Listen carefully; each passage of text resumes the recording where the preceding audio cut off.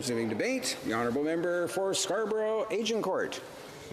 Mr. Speaker, we are all deeply concerned with the well-being and financial security of seniors. Older Canadians have made and continue to make such valuable contributions to our communities, workplaces, and our families.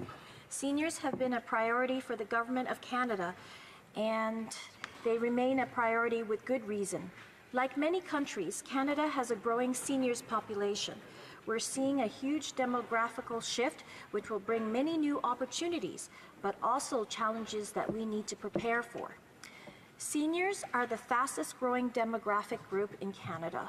For the first time in Canada's history, there are more Canadians aged 65 and older than there are Canadians 14 years and younger.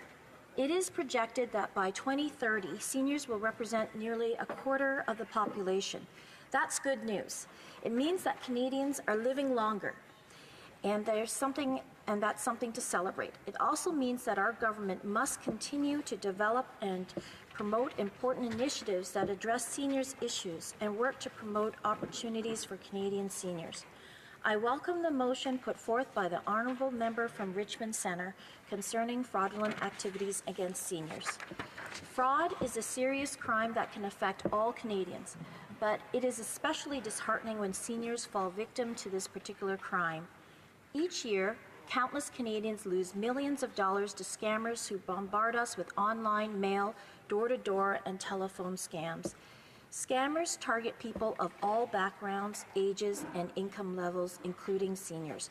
How do they do it? Fake lotteries, internet frauds, get-rich-quick schemes, and miracle health cures are some of the most popular means of separating the unwary from their money. And new varieties of these scams appear all the time. And who hasn't received the automatic phone call claiming to be from Canada Revenue Agency threatening you with the arrest over unpaid taxes? I know that I have received many of those calls, as many others have in my riding of Scarborough Agincourt. Hanging up is the best way to mitigate those annoying calls. Indeed, tens of thousands of Canadians have been targeted by this particular scam. I can assure you, Mr. Speaker, that the government is running outreach efforts on several fronts to help Canadians protect themselves from scammers. The Canadian Revenue Agency, or CRA, raises awareness by providing information on its fraud prevention page on canada.ca, sharing information through news networks, posting tips on social media, distributing pamphlets by mail, and working with its partners to conduct community outreach activities. The agency regularly provides interviews and issues tax tips to the public and to stakeholders to help individuals recognize and avoid common scams. The CRA's regional offices are particularly active through media outreach and participating in local events with community associations, especially with local police forces and seniors associations. To support these efforts, the CRA regularly updates the Protect Yourself Against Fraud webpage with the newest examples of fraudulent communications, tips to recognize an actual call from the agency, and printable posters that can be displayed in gift card sections or at Bitcoin machines, which are common methods of payment fraudsters use to collect money from their victims. But our efforts go well beyond that, Mr. Speaker. The Canadian Anti-Fraud Centre is also playing a role in preventing fraud. It is Canada's central repository for data, intelligence, and resource material as it relates to fraud. The information gathered by the Canadian Anti-Fraud Centre is primarily used to support prevention through education and awareness, disruption of criminal activities, dissemination of intelligence, support to law enforcement, and strengthening partnerships between the private and public sectors with the aim of maintaining Canada's strong economic integrity. The Competition Bureau of Canada also produces an important guide entitled The Little Black Book of Scams. This booklet is available to all Canadians, and it outlines many of the most common types of scams and lists the contact information of fraud-fighting agencies that are there to help. It also provides tips on how to stop fraudsters in their tracks. We also have a fraud prevention forum, which is chaired by the Competition Bureau. This forum is comprised of nearly 100 public and private sector organizations who focus on fighting fraud aimed at consumers, and that, of course, includes seniors. The Financial Consumer Agency of Canada has developed a strategy entitled Strengthening Financial Literacy of Seniors. One of the 4 goals of the strategy focuses on increasing the number of tools to combat fraud and financial abuse of seniors. The agency also issues consumer alerts on fraud, scams, and sales practices.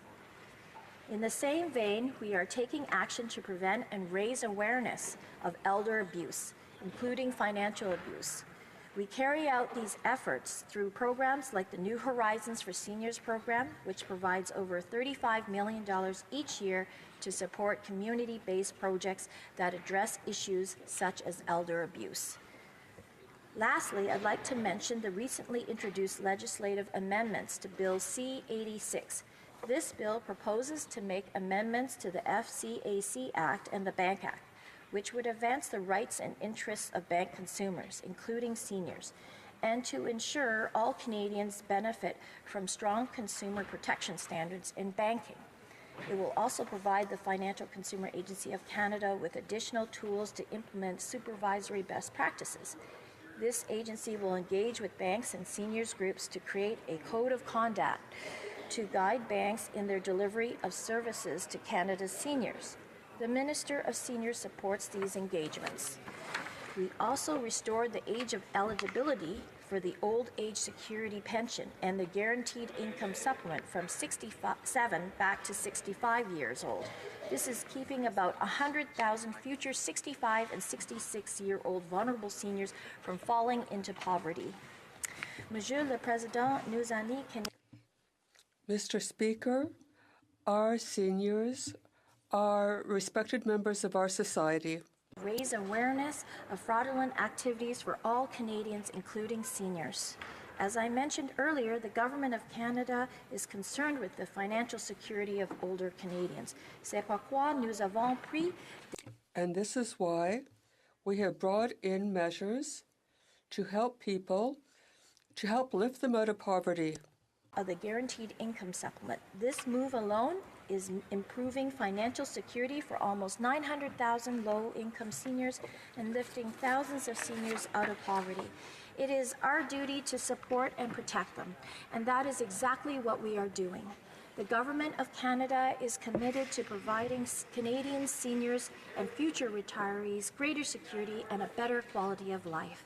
Merci. Thank you.